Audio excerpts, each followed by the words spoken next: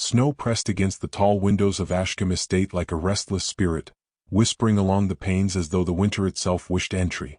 In the schoolroom, where a small fire sputtered in protest against the cold, Miss Eleanor Harrow straightened the collar of the youngest child and attempted to ignore the sting of voices drifting through the half-open door behind her. She had learned long ago that whispers carried far more venom than shouts, and that the cruelty of the aristocracy was often delivered in soft, sweetened tones, like a poisoned confection. "She looks positively ghost-like next to the children," murmured Lady Pennington, her voice dipped in honey and disdain. "One wonders whether the Duke can truly not find a more presentable governess." "Presentable?" replied her companion with a delicate laugh. "My dear, her gown is at least 5 years old, and I assure you it was not fashionable even then. Perhaps the poor thing believes blending into the walls is part of her duty." They tittered gently, the way fashionable women did when they savored their superiority. Eleanor fixed the child's ribbon with a calm she did not feel. She had no wish to be noticed, by them or by anyone, but humiliation rose warm and unwelcome in her throat. She kept her voice steady as she instructed the children to practice their reading, though she knew full well her cheeks had reddened. She bent her head over a book, willing the world to shrink to the ink upon its pages. She had survived far worse than careless gossip. She would not allow pride to rule her now. Yet the words burrowed deep, tapping the old scars of poverty, of being the daughter of no one important, of learning to stitch her own hems because no one else would do it for her. "Miss Harrow," called Lady Pennington sweetly, stepping farther into the room, "do tell us, has the Duke finally given you leave to attend the Christmas ball? Or must you remain hidden away like a well-trained mouse?" Before Eleanor could gather herself to respond, another figure entered the doorway, quiet, tall, and carved against the firelight like a stern apparition. The Duke of Ashcombe, Lord Alastair Hawthorne, carried the stillness of a man accustomed to listening before speaking, and the controlled presence of one who seldom wasted breath on trifles. His dark coat hung perfectly tailored across his broad shoulders, and a faint line between his brows betrayed his displeasure at encountering such company in the schoolroom. "Ladies," he said in a voice that was gentler than the steel he conveyed, "the governess is occupied with my children's studies. Perhaps your questions might be saved for a location better suited to idle inquiry." The shift in the air was immediate. Lady Pennington stiffened, her companion paled, and both curtsied with stiff precision before sweeping out with wounded dignity. Eleanor did not lift her head, her heart hammered with mortification. She had not wished him to hear a single word of that exchange. She would rather have swallowed every insult than be the cause of tension within his household. When the door closed behind them, silence settled like falling snow. The Duke stepped farther into the room, his eyes, gray as winter's first dawn, moving over the children before resting briefly on Eleanor. Not long enough to cause impropriety, but long enough that her breath caught. "Are you well?" he asked. "Yes, your grace," she murmured, though the lie trembled faintly. He hesitated, which startled her more than the question. The Duke was not a man prone to hesitation. "Miss Harrow," he said at last, "when you have dismissed the children, I should like to speak with you in my study." The words hung in the air like drifting ash from an extinguished fire. He did not sound displeased. He sounded burdened. She managed another polite reply, though her pulse fluttered with alarm. What could he possibly want with her, alone in his study? When lessons ended, Eleanor gathered her shawl tightly around her and made her way through the sweeping corridors of Ashcombe Hall. Servants bustled with greenery and polished silver. Everywhere, the air thrummed with preparations for the grand Christmas ball. It was the event of the season, one she would watch from afar as invisibly as she lived every winter. A footman opened the heavy door to the Duke's study. Warmth spilled out, hearthlight flickering across shelves of leather-bound volumes, a scent of cedar and aged paper lingering like memory. The Duke stood beside the fire, hands clasped behind his back, shoulders drawn with a tension she had not seen before. "Miss Harrow," he said quietly, "please sit." She obeyed, though she felt absurdly misplaced in the richly upholstered chair, her modest dress looking thin and plain against the dark wood and crimson fabrics. He turned to face her, and in the firelight his expression seemed older, wearier, as though the world pressed upon him alone. "I shall speak plainly," he began. "A situation has arisen within my family, one that threatens not merely my reputation, but the future of my children." Eleanor's breath tightened. She waited. "There are those," he continued, "who intend to challenge my guardianship, claiming I am unfit after my wife's death. Their arguments are baseless, but—" He paused. "Perception, Miss Harrow, is a far greater weapon than truth. Her hands clenched the fabric of her skirt. "I am deeply sorry, Your Grace. What I ask of you," he said, stepping closer with deliberate restraint, "is not something I ask lightly, nor something I would ask if I had any alternative." She lifted her eyes, startled by the vulnerability threading his voice. "I require," he said softly, "a fiancée, a temporary one, merely for the night of the Christmas ball." The room seemed to exhale all at once, though Eleanor could not breathe. "A fiancée, Your Grace?" "Yes," he replied. "And I ask you." Her world tilted. She gripped the armrest to steady herself. Every rule of society, every line of class and propriety, flashed before her like a warning flame. I do not understand," she whispered. He lowered his gaze only a fraction, but the gesture carried a gravity that unsettled her deeply. "Because I trust you," he said. "And because you care for my children without ambition or deceit." Eleanor swallowed hard. She knew the risk, for him, for her, for the fragile balance of her existence. Yet she also knew she would do anything to protect the children she taught. "If it will safeguard them," she whispered, "I will agree." Relief softened his features for a fleeting instant. He stepped even nearer, the fire casting gold along the edges of his silhouette. "There is one rule," he murmured, voice dropping to something dangerously intimate. Her pulse thrashed. "You must allow me," he said, "to look at you as though I have loved you for years." The word struck like a tremor through her entire being. And before she could gather even a shred of composure, he added quietly, "If I fail to convince them, Miss Harrow, they will take my children away." Morning broke over Ashcombe Estate with a pale wash of winter light, soft as breath upon a mirror, casting long silver fingers across the frost-laden grounds. Eleanor descended the grand staircase with careful steps, her modest shoes whispering over the polished wood, her heart still unsteady from the Duke's impossible request. She had slept scarcely an hour, her thoughts wandering in restless circles, replaying his calm voice, his grave expression, the unspoken plea beneath his words. She had agreed, heavens help her, and now she stood on the threshold of a life she had never imagined stepping into, even in dreams.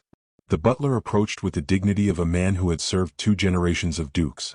"Miss Harrow," he said respectfully, though his eyes flickered with curiosity he dared not reveal. "His Grace requests your presence in the morning room." Her stomach dipped.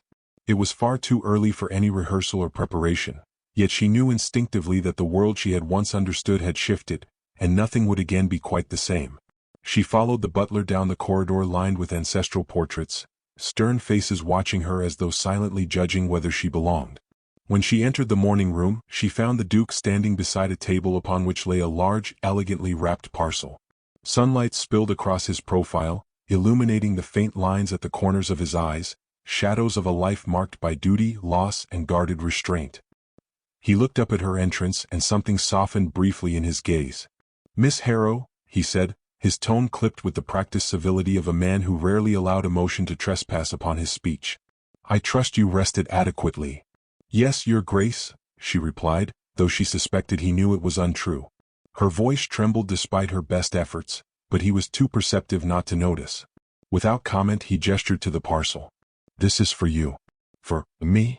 She approached cautiously, as though the object might vanish upon touch or reveal itself to be meant for someone else entirely. "For the ball," he clarified. "You cannot enter a room full of nobles at my side wearing a governess's attire. It is not merely a matter of appearance, it is a matter of ensuring they have no fodder with which to devalue you." Her fingers hesitated before untying the ribbon. Beneath the paper lay a gown of midnight blue silk, its bodice embroidered delicately with silver thread that shimmered like starlight. It was beautiful, too beautiful. Eleanor could not recall the last time she had worn anything that had not required mending or careful disguising of wear. "I cannot accept this," she whispered, overwhelmed. "It is far beyond what is proper." "It is necessary," he replied gently, though firmness underlined each word. "And you must look, if you will forgive my bluntness, unquestionably worthy." She lowered her gaze, heat pressing behind her eyes. "I fear I shall disappoint you." He stepped closer, his voice dropping to a more intimate timbre. "Miss Harrow, disappointment is the last thing you should worry about.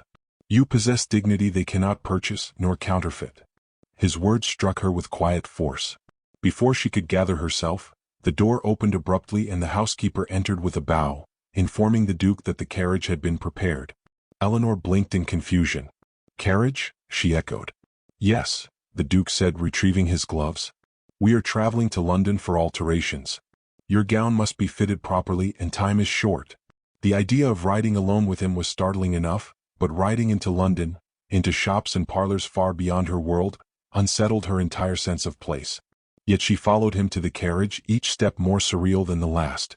The winter sun was weak but bright upon the snow, and as the horses set forward, it cast a shimmering glow over the landscape, turning the frost to glitter. Inside the carriage, the space felt too intimate, every sway and creak a reminder of how close they sat. Eleanor kept her hands folded tightly in her lap, her gaze fixed on the passing scenery. The Duke watched her for a moment before speaking. "You are quiet. I fear saying something foolish," she confessed. "You rarely do." A faint smile threatened the corners of her lips before she subdued it. Silence stretched between them, not uncomfortable exactly, but laden with thoughts neither dared speak. Outside, snowflakes drifted lazily against the glass, as though the world itself wished to cushion the strangeness of their journey. When they arrived at the seamstress's shop, everything seemed to shrink. The room was filled with fabrics, ribbons, and the scent of lavender starch. The seamstress, a round, bright-eyed woman, greeted the Duke with a curtsy, though her gaze snapped sharply to Eleanor. "A gown for her?" she asked before she could suppress the surprise. "For Miss Harrow," the Duke replied, tone crisp as winter air. "She will attend the Christmas ball as my fiancée." The seamstress's eyes widened so dramatically Eleanor felt her soul retreat into her ribs. But as the Duke's expression allowed no challenge, the woman launched into her work, measuring, adjusting, murmuring to herself about fit and posture. Outside the dressing curtain, Eleanor overheard two patrons whispering. "A governess? Engaged to the Duke? How shameless! A man must be truly desperate." The familiar sting returned, but before shame could fully bloom, the Duke's voice cut through with aristocratic finality. "If either of you feels inclined to question my decisions," he said, "I suggest you do so with the courage to attach your name to your words." Silence fell instantly. Eleanor emerged from the curtain, breath uneven, humbled by his defense. When their eyes met, something passed between them, unspoken, warm, dangerously alive. The carriage ride home was quieter, though the awareness between them had deepened, as though every breath shared within the small space carved another fragile thread connecting them. As Ashcombe Hall came into view, the sun had fallen, replaced by indigo skies. Lanterns glowed along the drive, casting long golden veins across the snow. The Duke stepped out first, offering his hand to assist her. She hesitated only a second before placing her gloved palm in his, the brief contact sparking heat through her entire arm. Inside, servants glanced at them with unchecked curiosity. Rumors, it seemed, traveled faster than carriages. The Duke paused before they separated for the evening. He did not touch her, but his voice carried a weight she felt in her bones. "Miss Harrow," he said quietly, "tonight you stepped into a world that will not easily welcome you. Tomorrow, you must stand inside it." Her breath caught, and before she could reply, he added, "And someone has already expressed interest in speaking with you at the ball. Someone who may not wish you well." Night had settled over Ashcombe Estate like a velvet curtain, drawn low and heavy across the sky. The first delicate snowflakes of an incoming storm drifted past the windows, catching the faint glow of lanterns like falling stars. Eleanor stood alone in the vast library, her fingertips grazing the spines of volumes she had dusted for months yet never dared to touch. The room smelled of parchment and firelight, warm, comforting, and wholly different from the cold fear twisting inside her. Tomorrow she would stand before the Tun as the Duke's intended. Tonight she trembled at the enormity of it. She did not hear the door open. She only sensed him, the way the air seemed to shift when he entered a room. The Duke's presence was quiet but unmistakable, steady, deliberate, and wrapped in an authority he did not flaunt but could never truly hide. When she turned, he stood near the hearth, his hands clasped behind his back, the amber light casting sharp lines along his jaw. "You sought solitude," he observed softly, not a question but an invitation. "I did not wish to disturb the household," she replied, attempting a smile that faltered. "The children are asleep. The servants are buzzing about the ball. I could not, remain in the midst of it." He studied her a long moment, his gaze neither intrusive nor distant, but searching. "You are overwhelmed." She exhaled a shaky breath. "Yes, Your Grace. I am trying not to be." He stepped closer, the fire illuminating the faint fatigue shadowing his features. "This arrangement," he said slowly, "is an imposition I never intended to place upon you. "It is not an imposition," she whispered, though the words caught in her throat. "It is only difficult to comprehend the consequences should I fail." A flicker of emotion, something sharp, protective, passed through his eyes. "You will not fail." Her composure wavered. "How can you be certain?" "Because," he said gently, "you do not bend to cruelty. I have observed it.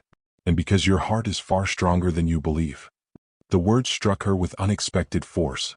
Her throat tightened and she turned slightly away, afraid he would see too much. The Duke did not move closer, yet she felt his presence as distinctly as warmth radiating from the fire. A gust of wind pressed against the window panes, rattling them faintly. Snow began to fall in earnest, a soft, persistent whisper against the glass. Eleanor found herself staring at the storm, the swirling flakes blurring into a white veil. "His name," the Duke said quietly, "is Baron Havisham." She stiffened. "The man who wishes to speak with me at the ball?" "Yes." His voice grew colder. "He will likely do so under the guise of civility. But his interest is not benign. He was close with my late wife's family. He has long wished to see my place in society diminished." Eleanor shivered, not from cold but from the realization that she was now caught within webs spun before her arrival at Ashcombe. Why would he speak to me?" "Because you stand at my side tomorrow night. And because he hopes to find a crack in the facade, to expose you or me or both." The Duke paused. "He is not a man who hesitates to wound others if it benefits him." Fear prickled along her arms, but she forced her voice steady. "I will not give him cause." The Duke stepped beside her, both of them facing the frost-dusted window. For a moment, their reflections hovered next to each other in the glass. Her slight figure, his tall form, two unlikely silhouettes drawn into the same storm. "Miss Harrow," he murmured, "you must understand that deception will not be your burden alone. I stand with you. Every moment, every glance, every word spoken in that ballroom." She swallowed, her pulse loud in her ears. "Your Grace, may I ask you something bold?" He turned his head slightly, the faintest spark of curiosity warming his expression. "You may." "When you look at me tomorrow," she said, her voice low and fragile, "how will you do it convincingly? You said I must allow you to look at me as though you have loved me for years, but what does that even mean?" Silence fell, thick, intimate, charged. His gaze deepened, not in impropriety but in truth. "That, Miss Harrow," he said slowly, "is the easiest part of all." Her breath hitched. She stared at him, unable to tear her eyes away, unsure whether she misheard or misunderstood. But his face revealed nothing more, only the ghost of something tender flickering behind restraint. He broke the silence first, stepping to a nearby table and retrieving a small velvet-lined box. "I have something else for you," he said, offering it to her. The box was delicate, crafted with care. Her fingers shook as she opened it. Inside lay a necklace, pearls arranged in an elegant strand, modest yet elegant, a piece that whispered refinement rather than wealth. "It belonged to my mother," the Duke said, watching her reaction closely. "She wore it at her first ball. I believe it will suit you well." Eleanor's breath stilled. "Your Grace, I cannot accept such an heirloom." "You must," he replied. "A fiancée of mine cannot walk into a ballroom without a token from me. The symbolism is essential. People will take notice of it. And of you." Pain and gratitude collided inside her. I do not know what to say." "You need not say anything," he said softly. "Simply wear it." The room felt suddenly too small, the air too heavy with meaning. She closed the box gently, holding it to her chest as though safeguarding something fragile. "His Grace to see you, miss," came a voice at the door. Both turned. A footman stood, slightly breathless. "Pardon, but the Baron Havisham has arrived unexpectedly. He insists on speaking with the Duke immediately." The Duke's jaw clenched. "At this hour?" "Yes, Your Grace." Eleanor felt her pulse thunder. The snowstorm howled beyond the windows as if echoing the warning. The Duke moved toward the door but paused, turning back to her with an expression carved from both resolve and worry. "Miss Harrow," he said quietly, "whatever you hear tonight, whatever he claims, you must promise me one thing." Her voice barely formed the words. "What must I promise?" His eyes held hers, unwavering. "Do not believe him." The Ashcombe Christmas ball dawned with a sky the color of polished steel and snow drifting like powdered lace across the grand estate. By evening, the world lay wrapped in a shimmering white hush, and the manor blazed with candlelight. Eleanor stood at the threshold of the dressing chamber, her breath catching as she stared at her reflection. The midnight blue gown fit her perfectly now, every seam adjusted, every fold tailored to flatter without excess. The pearls the Duke had given her rested just above her collarbone, their soft glow warming her porcelain skin. Her hair, swept into a loose chignon, revealed the graceful line of her neck. She had worn gowns before, simple ones, serviceable ones, but never anything that made her look like the woman she pretended to be tonight. Her heart thudded so loudly she feared it might echo down the corridor. A gentle knock preceded the arrival of the Duchess's old maid, a kind woman with silvering hair who had taken pity on Eleanor days earlier. "Miss Harrow," she murmured with a warm, quiet admiration, "you look breathtaking. His Grace will be waiting at the foot of the stairs." Eleanor thanked her, though the words felt distant, as though her voice belonged to someone else entirely. She descended the corridor slowly, each step measured, each breath deliberate. When she reached the grand staircase she paused, for there, standing under the golden chandelier with a presence that commanded the entire world, was the Duke. Lord Alistair Hawthorne looked up at her as though he had been holding his breath for centuries. He was dressed in formal black, the fine tailoring emphasizing the breadth of his shoulders and the austere lines of his jaw. His hair, touched by the faintest silver near his temples, gleamed beneath the chandelier. But it was not his attire that stole her breath, it was his expression. He gazed at her the way a man might gaze at something he had lost long ago and never dared hope to see again. "You are—" He stopped as if the words fought him. "Miss Harrow, I fear language has grown insufficient." Color rose to her cheeks. "Your Grace, is it convincing enough? For the guests, I mean." His gaze softened. "Convincing is hardly the word. They will believe whatever I ask them to believe tonight." He offered his arm. She placed her hand upon it, and the contact, light, innocent, felt like the spark of something far more dangerous. Together they descended the staircase as music swelled from the ballroom, each note gilded with anticipation. The moment they entered, whispers rippled through the crowd like wind across wheat fields. Heads turned. Fans fluttered. Several ladies clutched their pearls as though witnessing an impropriety more shocking than any scandal sheet had ever dared print. The Duke, with her? Impossible. No one knew, no one suspected. A governess? Eleanor felt their scrutiny pierce her skin, but the Duke tightened his arm just slightly, anchoring her. His expression remained serene, almost regal, as though the whispers were beneath his notice. "Steady," he murmured. "This is but the first step." She inhaled slowly and lifted her chin.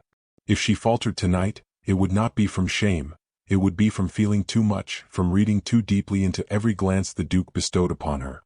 They made their rounds, stopping before relatives who stared with thinly veiled outrage, acquaintances who bowed stiffly, and strangers who watched with hungry curiosity. All the while, the Duke stayed close, his voice calm, his presence unwavering, his role performed with a mastery Eleanor could not hope to match. But when he looked at her, truly looked, the world around them dimmed. He held her gaze just a fraction longer than propriety allowed, his eyes warming with a tenderness that threatened to unravel her composure entirely. It was intoxicating. When the musicians shifted into a waltz, the Duke turned to her. "Eleanor," he said quietly, for the first time speaking her name without title, "may I?" Her breath froze. Her soul trembled. "Yes," she whispered. He led her to the center of the ballroom. The crowd parted like water around them. His gloved hand settled at her waist, light enough to seem proper, firm enough to steady her. Their bodies swayed into movement, the orchestra strings weaving through the air like silk. "Do not look at the others," he murmured. "Look only at me."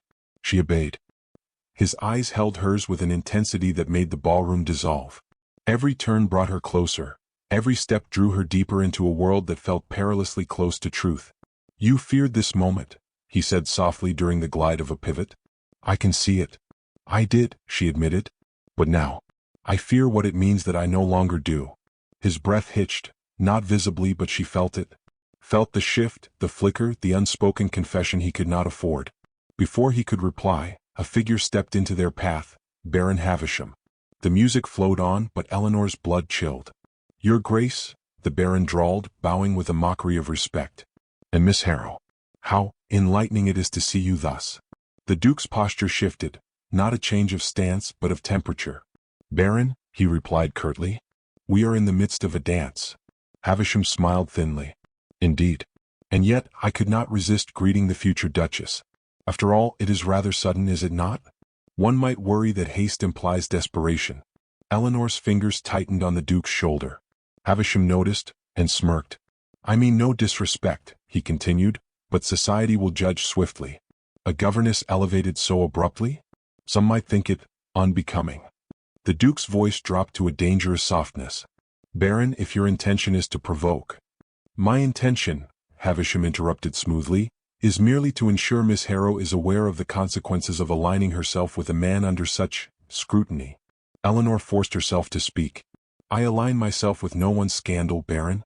Only with integrity." Havisham's eyes gleamed. "We shall see." He stepped aside, disappearing into the crowd, leaving cold dread in his wake. The Duke resumed the dance, but his jaw was hard, his grip subtly protective. "He intends to ruin this," Eleanor whispered. "He intends to ruin everything," the Duke replied. Their dance ended without applause, only an uneasy silence as guests exchanged glances. The Duke placed his hand gently beneath Eleanor's elbow, guiding her toward the terrace doors where cold air seeped through the cracks. "Are you cold?" he asked. "No," she whispered. "Only frightened." He paused, his face tightening with something close to anguish. "Eleanor, there is something I must tell you before the night progresses." She looked up at him, heart trembling. And just as he opened his mouth to speak, a servant hurried toward them, breathless, pale. "Your Grace," he gasped, "there has been a development. The solicitors have arrived. They wish to speak of the guardianship, tonight." Eleanor felt the world tilt beneath her as the servant's breathless announcement cut through the glittering air. Conversations in the ballroom dulled to a distant hum, and the music, once the heartbeat of the night, seemed to shrink into a fragile whisper behind her. The Duke stiffened beside her, his expression hardening with a mixture of fury and inevitability. He excused himself with quiet, controlled authority, guiding Eleanor toward the terrace doors as snow drifted against the glass like misty fingers urging them outside. The terrace was cold, but the air was clearer than anything inside. Eleanor inhaled sharply, her breath forming ghostly plumes as she steadied herself. The Duke turned toward her, his posture braced against an invisible storm far greater than the one swirling above. "They mean to force my hand tonight," he said, voice low. "They believe catching us unprepared will expose weakness." Eleanor stepped closer, not out of boldness but necessity. "Then let them see your strength." His gaze flickered toward hers with something raw. "Strength is not what they intend to challenge. They mean to question my sanity, my choices, even my grief, and use you as proof that I am unfit to protect my own children." The words pierced the night like an arrow. Snowflakes gathered on Eleanor's lashes, melting into tears she refused to shed. "Then we must face them together," she whispered. The door opened again. "Your Grace," the servant repeated, "they await you in the small salon." The Duke hesitated, an unfamiliar sight for he was a man who rarely hesitated. But tonight, the stakes had transformed into something deeply personal. He turned to Eleanor, his voice quiet yet resolute. "You do not have to join this humiliation. I can spare you that." "You cannot," she replied softly. "Not if I am to stand at your side in truth." For one heartbeat, he looked as though he might reach for her. Instead, he offered his arm, and Eleanor placed her hand upon it without tremor. Together they stepped back into the golden glow of the ballroom, where whispers followed them like shadows. The small salon was crowded with tension. 3 solicitors stood stiffly near the hearth, and with them, Baron Havisham, smug as a man who had crafted a perfect trap. 2 of the Duke's aunts sat perched like predatory birds, their expressions a blend of pity and triumph. "Your Grace," intoned the eldest solicitor, bowing. "We apologize for the intrusion, but matters of guardianship cannot wait." "Convenient timing," the Duke said coolly. The solicitor cleared his throat. "There are concerns raised anonymously, about your state of mind since the Duchess's death, your recent decisions and your impending engagement." Havisham stepped forward, feigning concern.